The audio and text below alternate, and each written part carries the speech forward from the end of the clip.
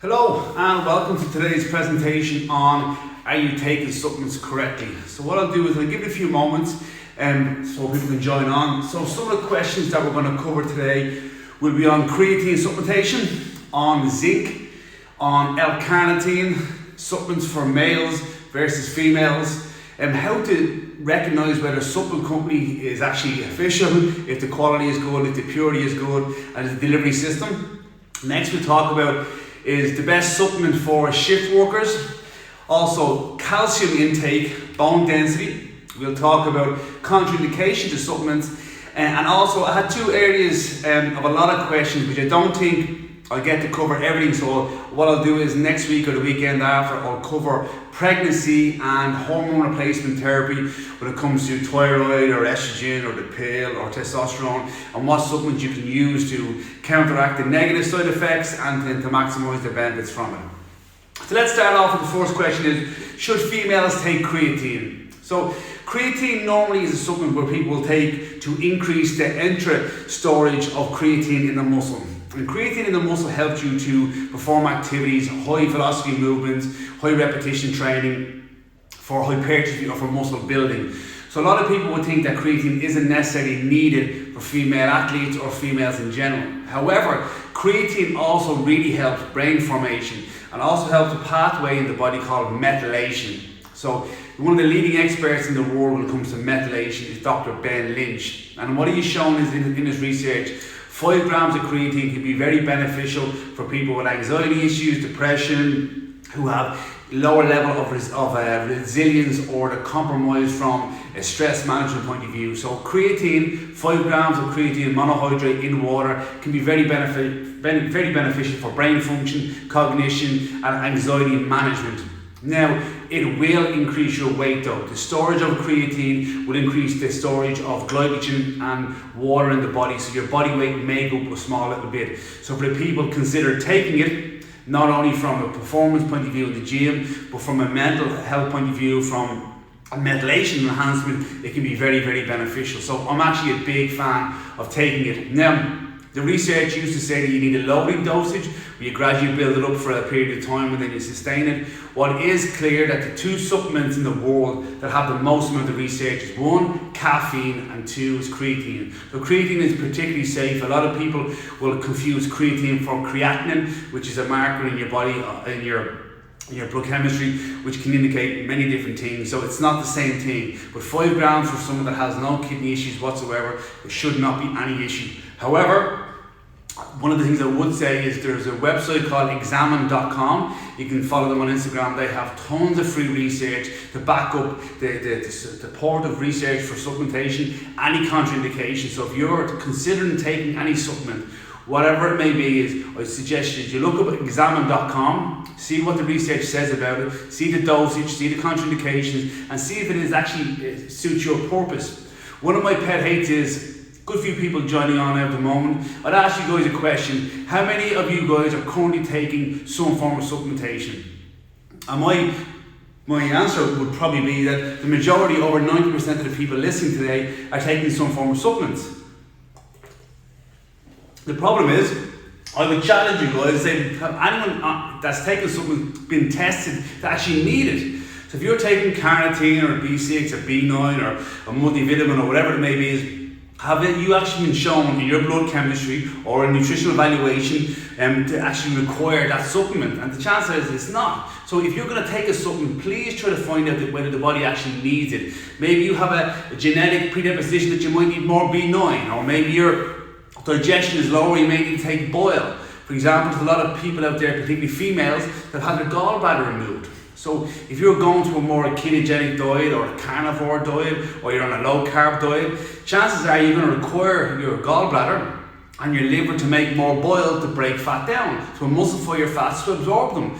But if you're not taking that and you've got your gallbladder removed, you're going to compromise your essential fatty acid status, your essential vitamins in relation to the fat soluble vitamins, vitamin A, D, E and K. So for me, supplements can be very beneficial in conjunction with a solid diet, but if you are taking supplements, please get yourself tested in some capacity to find out whether you're taking the right type of supplement, the right amount, and you're actually absorbing it.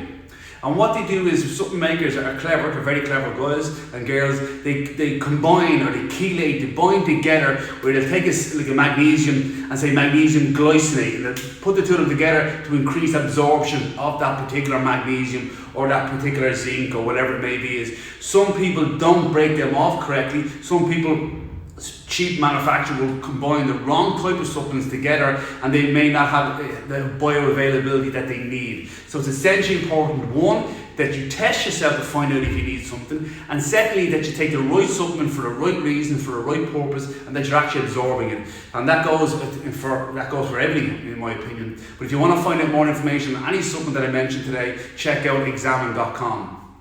Next question here is zinc. I have white spots on my nails, which has been shown in research to be correlated and linked to zinc deficiency. Despite this female increasing her zinc uptake, she still has white spots on her nails.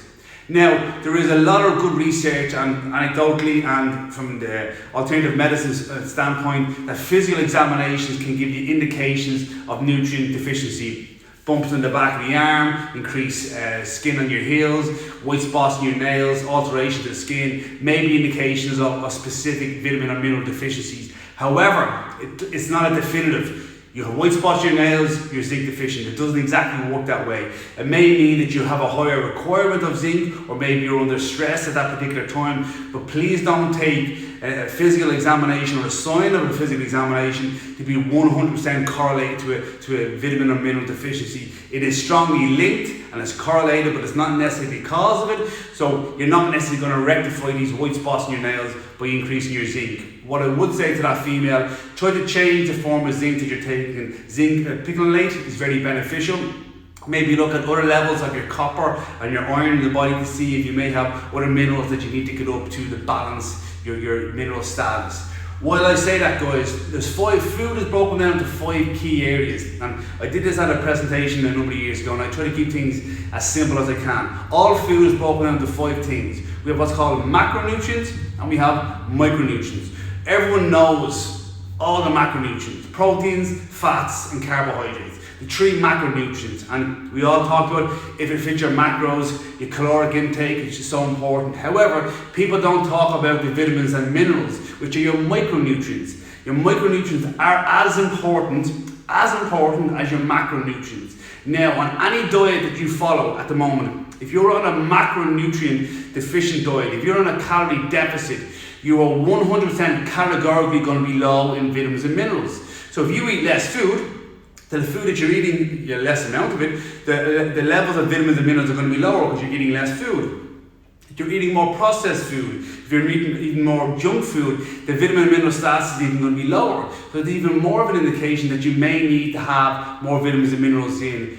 How do you know? You test yourself. Don't just take it for a blanket statement that if you cut your calories down, you're going to get enough sufficient levels of vitamins and minerals. You may not. And each person has what's called their biochemical individuality. You may need more vitamin A than I do. I might need more vitamin C than somebody else, but you don't know until you test yourself. And then again, making sure that you go to supplement companies, and I call them the 4 Ps. So potency. It has to be enough of the right amount of potency in that product. For example, fish oil that you buy in Holland & Barrett. Normally you have a gram of fish oil, which is 1,000 milligrams in each capsule. The average amount of EPA and DHA, which is the active form of the omega-3s in a fish oil tablet, is about 110 milligrams. That's 11%. So on average, those fish oil tablets that you see, the big capsules that you swallow, only 11% of that fish oil is actually active nutrients. So the potency is right down. The purity is the second thing. If you don't make sure these fish oils or the supplements you're taking are pure, that they're not full of synthetic and fillers and additives, you're not going to get the benefit from them. And one of the things I try to get across to a lot of my clients is if you take an aspirin or a Solpadeine or whatever it is to get rid of a headache, you get the benefit relatively fast. Supplements don't work like drugs. If you take a multivitamin, you're not going to start doing cartwheels down the floor. It takes a while for that level to build up. And what's been shown is if you are deficient or insufficient amount of vitamins and minerals, it takes a longer time for you to absorb the vitamins and minerals you need to build up your status. So your body has a certain metabolic rate and it needs vitamins on a regular basis. We can store quite a lot of our fat-soluble vitamins, vitamin A, D, E, and K, but our water-soluble vitamins, we're not super efficient at storing large amounts of these. So we need them on a daily basis, and we need these for cofactors, for enzymes, for hormone production, for neurotransmitter production, for our mood, for our energy, for our muscle mass, our skin, constantly turning over. So it's not good enough just to take it every now and again. I make a joke about my mother. I got her a multivitamin there a few years ago, and it's called a multi-intense, and it was 6 a day. So the potency was spread, and the dosage, the label was based over 6 tablets a day. So I had her take 2 after breakfast, 2 after lunch, 2 after dinner. So the next month I turn up to the house and say to my mom, how are you getting on with the supplements? She goes, grand, no problem, they're going well. And I checked the container and she's got loads left. I said, how have you got so many left? She goes, I'm clever. I just take 1 a day, they last much longer. I'm only trying to get across where it doesn't work like that. For you to get the right amount of dosage and the purity and the concentration, the potency needs to be there. Next thing, pharmaceutical. Make sure that you go for pharmaceutical quality supplements. Unfortunately, in the supplementation market, there's a lot of poor quality supplements, and they say they do everything under the tin. There's some fella that's jacked on the front of the container, ripped, shredded, whatever it may be. That doesn't necessarily mean it's a good product. If it says it does 15 things for you, chances are it's going to do nothing for you. So for me, I like to go for pharmaceutical grade supplements. I like Advanced NI supplements up the north. I think have great products. Polygon Group have some phenomenal products. Metagenics. 2 websites in Ireland I particularly like is nutriadvanced.ie. The next one I like is pureandnatural.ie, and they sell a lot of different vendors. They supply a lot of different vendors. And then the other one that I recently came in contact with the owner is called the Healthy Buzz. And what the Healthy Buzz do, they have a particular type of range of supplements. The potency is very good, but they have what's called a liposomal form. So there's different forms or potency of supplements, and when you bind it to a liposomal form, the uptake is much higher. Sometimes people don't extract the same amount of the nutrients from supplements, but in the liposomal form, the uptake and the bioavailability is substantially higher. Now there's one supplement that I want to mention on that, and they have a number of supplements, but glutathione. Glutathione is a number 1 antioxidant in the body. It's a very good, free ravager scavenger. It detoxifies the body on a daily basis. The more pressure we're under, the more stress we're under, the more weight loss we're looking for, the more muscle mass we're looking to put on, the more food we're looking to process, the more we're looking to enhance our body and slow down the aging, the more glutathione that we need. The glutathione is made up of 3 peptides, but in particular, this liposomal form of glutathione is phenomenal. I've had phenomenal results with it from other brands in other countries, but now I found this local company that sell it, and it's very good. So liposomal glutathione, guys, for anyone looking to lose fat, to detoxify their body, it's definitely something that we'd look at. Now, don't jump the gun. If you were to test your blood chemistry, there's a marker in your blood chemistry called GGT. Now, if GGT is too high or too low, it may be an indication that you're using too much glutathione or you're not making enough. So that would be a strong indicator for me that maybe supplementing with liposomal glutathione will help this person get their detoxification and their cell repair method into a better condition. So definitely something I would look into. And the last one there, you said potency, purity, pharmaceutical grade, which is a P, so I'm still at the P range, and then personalised. Just because Jack, John, Jill down the road is taking this supplement doesn't necessarily mean you need to.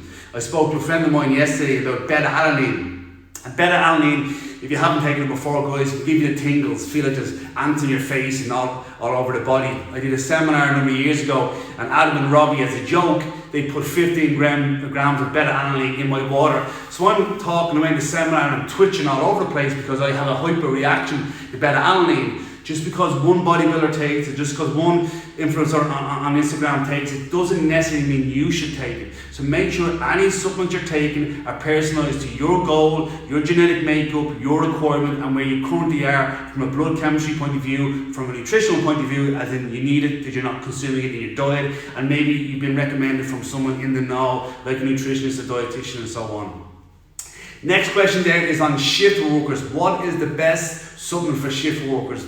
A lot of people will go down the melatonin route, and I can understand that melatonin can be very beneficial for people doing shift work. However, in Ireland, melatonin is classified as a prescription-only medication, so it's not something that you can buy over the counter here in Ireland. In other countries, you can. The best supplement that I found for research, and my research is I test somebody, I see their level, I supplement with something, and assess their symptoms, their recovery, assess their sleep on an ongoing basis, is CoQ10. So CoQ10 helps so many different things. I like to think of it like the Irish mammy. It helps everybody. It donates help to production of energy and skin and hair and nails and oxidative stress and radiation. It helps a lot of stuff inside the body. Pilots, air hostesses, shift workers, when they test their CoQ10 status, it's always in the toilet. And when we increase their level of CoQ10 in their body, energy improves, well-being improves, resilience improves, their ability to overcome jet lag and circadian clock dysfunction improves. For me, the dosage I look for will be at least 150 milligrams. There's also liposomal forms of CoQ10 that I strongly look at. On top of that, when you take the contraceptive pill, and this is an interesting topic, anytime you take any medication in the world, in order for medication to work inside the body, they need to have tested that medication in somebody. So let's say you're taking the Lipitor drug, or you're taking a pill, the contraceptive pill. It goes into the body, it does its job, the body brings it to the liver, and there's certain phases of detoxification or removal that the body does to get rid of it. And the medication companies, the pharmaceutical companies know how long this drug stays in the body. It's called the half-life. They know how long it needs to be, so they can give the correct dosage and then the frequency of prescription. So when we push something through our body, they identify what pathway it goes through. These are called Cytochrome P450 pathways. The names are not important. Just think of them like roads in your city, like the M50 or the M1, how busy that road is going to be. The contraceptive pill will deplete CoQ10 and B vitamins from your body. So any female out there, if you're taking the contraceptive pill, you're bringing down your level of CoQ10 and you're bringing down your level of B vitamins every day you take that. Now, I'm not saying don't take the pill, I'm not saying that at all. But what I am saying is look up what's called the drug-induced nutritional deficiency caused by that medication. And a lot of times, if you look up the research, the FDA will have it, this causes zinc deficiency, this causes CoQ10 deficiency. And even with Lipitor in particular, because it stops the formation of cholesterol, which also affects the enzyme that makes CoQ10, that can cause you to have low levels of CoQ10. You can bruise easy. So every drug on the planet will cause some sort of deficiency or reduction in your vitamin and mineral status. So identify yourself if you're taking medication, look up what nutrient is depleted, and then add in the food that will support that enzymatic pathway or that road in your body. If you're taking if you're taking a pill, I would strongly suggest that you take a pharmaceutical quality B vitamin to counteract the depletion. And B6 in particular, B6 is essential for all your neurotransmitters, your serotonin, your dopamine, your acetylcholine. It's fundamental for that. So if anxiety or depression or mental health has been compromised, I would strongly look at that as one of your tools in your toolbox to help manage your mental health. So next thing, just on CoQ10, and there is some solid research that CoQ10 is the most proven anti-aging supplement on the planet. So if you like the word anti-aging, regeneration, detoxification, rejuvenation, CoQ10 is fundamental. However, not to jump the gun, CoQ10 in conjunction with a complementary diet, in conjunction with the correct sleep, in conjunction with the hydration status, and in conjunction with an overall wellness plan. One pill isn't going to fix anybody. And to the people out there in functional medicine, just because you give someone a green pill, it's not going to work on its own. It has to be a complete profile. I spoke to a lady online this morning, and we're putting together a roadmap of health for her. And she's like, oh, my training is good, my nutrition is good, I just need to fix my sleep. It doesn't work like that. Your nutrition, your training has to be complementary in conjunction with improving your sleep. So it's not one or the other. The same way you can't go out and have 10 pints of Guinness and think taking CoQ10 is going to fix it. That's not going to happen. Mind you, I wouldn't mind 10 pints of Guinness right now in an actual glass, not a plastic glass that we have to suffer with at the moment. But anyway, I digress. Next question is, should I take calcium? If so, what form? So a lot of people, when they get a little bit older, particularly females, this process of thinking that you're going to break down your bone mineral density and increase osteoporosis or borderline osteopenia. What I would say is vitamin D is fundamentally where I would start. If you don't have sufficient levels of vitamin D, you won't be able to retain the amount of calcium in the body. Next thing we need to do is we need to make sure that we're training correctly to cause a stimulus to what's called the trabeculae, or the concentration of the bone density. So we need some weight bearing exercise to put pressure on our bones so we maintain the mineral quality. Now, inside our bones, we don't just have calcium, we have magnesium and phosphorus and so on. If you are eating a very high sugar diet, if you've got a lot of inactivity, you will demineralize the bones. So drinking a lot of milk will actually be very acidic to the body, and drinking a lot of milk has many other negative connotations and impacts on the body. It's very deleterious to health, in my opinion, and not ideal for a lot of people. Some people can get away with drinking milk on a regular basis. A lot of people have a lactose intolerance and an allergenic response to dairy, so I don't love milk for a lot of people. But calcium, what I would start off with is vitamin D, regular resistance training, and then making sure that we're not eating too much processed or sugary diets, because that will increase the loss of bone mineral density. And trying to get, not regular DEXA scans once a year is fine if you want to get that checked, but eating good vegetables, good fruits, good meal, good quality proteins, solid good fats that we want in our body, like essential fatty acids, fish oil, olive oil, nuts and seeds and so on, will really help the formation and the maintenance of your bone cells. But acidic diets, poor sleep, too much alcohol, too much sugar, I'd more focus on that than trying to add in calcium, thinking it's going to go into the body. It won't. Next there is contraindications. So the last one I'm going to cover now is contraindication. So again, it's all very individual. The beta-alanine, it causes me to have tingles, it reacts with me. I know guys that can't have whey protein, it runs right through them, it doesn't suit well for them. Any supplement that you take, I strongly think you should be advised by someone in the know, a professional in the know, maybe backed up with some tests, or at least you should see a 7-day food diary from somebody. An example, if you go and see your dentist tomorrow, what are you going to do before you go to see a dentist? You're going to clean your teeth, floss, so they're as clean as they can be before you go to see the dentist. But that's not how you normally act. So when you see a 7-day food diary from somebody, chances are that's the best week of eating their food in the last 2 years. So take that into consideration, then go back to the history of their weight loss or weight gain or activity levels, and then build up slowly. For me, a good multivitamin can be a step in the right direction. A fish oil is very beneficial, but contraindication may be a reaction to a supplement. But any pharmaceutical grade supplement company, any reputable brand will give you all the literature about that and will highlight the indications of being pregnant or lactating females. I'm not a fan in any way of changing nutrition or a supplementation for someone that's pregnant, that's trying to get pregnant or is currently breastfeeding. You have to err on the side of caution in a situation like that. However, contraindications, there's a multitude of them. The main one I get across is fat-soluble vitamins. Vitamin A, D, E and K, because they're fat-soluble, can build up in the body and cause issues. Also, high levels of any supplement taken for a long period of time can cause an issue. So we have a very simple way of remembering it. High dosage supplements, short time. Low dosage supplements, long time. So if you want to take a multivitamin that has a low level of a lot of vitamins, you can take that on a daily basis. But taking huge amounts of vitamin D, like 10, 50 and 50,000 units of vitamin D, I would not do for a long period of time.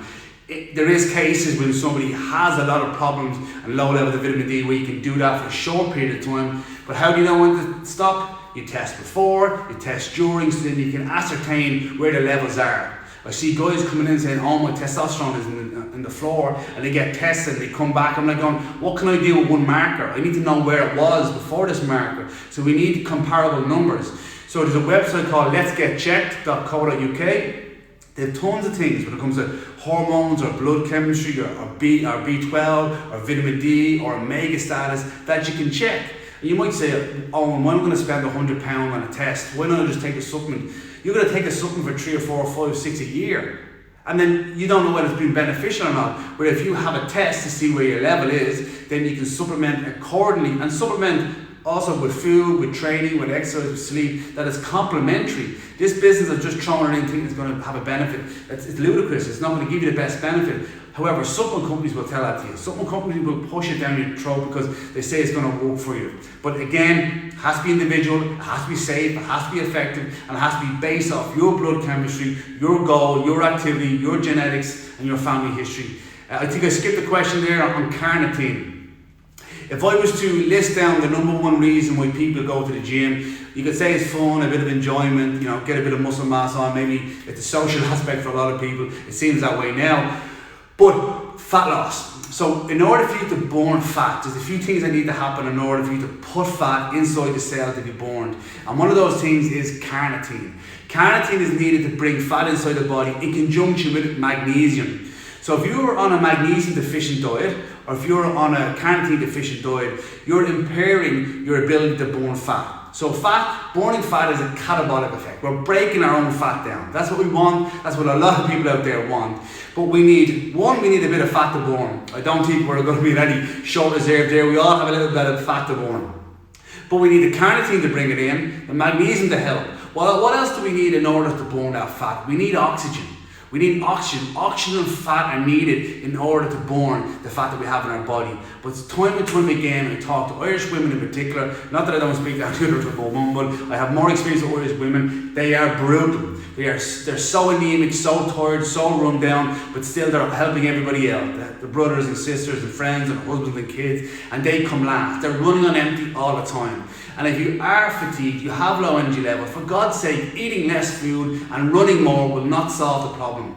Sit down with your doctor, sit down with your physician, sit down with someone that's qualified, get your bloods done, and build a plan to look after yourself on a daily basis. It's not every now and again, it's every single day. You have the correct food to support your health, your well-being, your menstrual cycle, your digestion. You know, a lot of women are not going to the bathroom regularly. This isn't okay. So adding in a fat burner or adding in a B vitamin isn't going to fix the problem. It needs to be a complete, and I don't want to say holistic approach, but a personalized approach for you. We call it here the personalized performance plan. You need to put a plan in place for you with your exercise, your nutrition, your headspace, whatever it may be. But just by taking a B vitamin isn't going to fix it. Just by taking something that you've seen online for detoxification won't necessarily help it. It needs to be a complete approach. So hopefully that was helpful, guys. If you do have more questions, I'm not going to go into the pregnancy one now or the HRT because I'll go off on one and I want to keep your attention for a short period of time. So I really appreciate you jumping on and liking the information. If you do like the information, do share it with a friend or a colleague or a co-worker. There's information here that might be relevant to your friends. Please do tag them. And if you have more questions, I'll be happy to cover more content on our next one. Maybe I'll do it in 2 weeks' time so you don't get sick of my face coming up doing this. So thanks so much for your time, guys, and have a nice weekend. Enjoy the sunshine.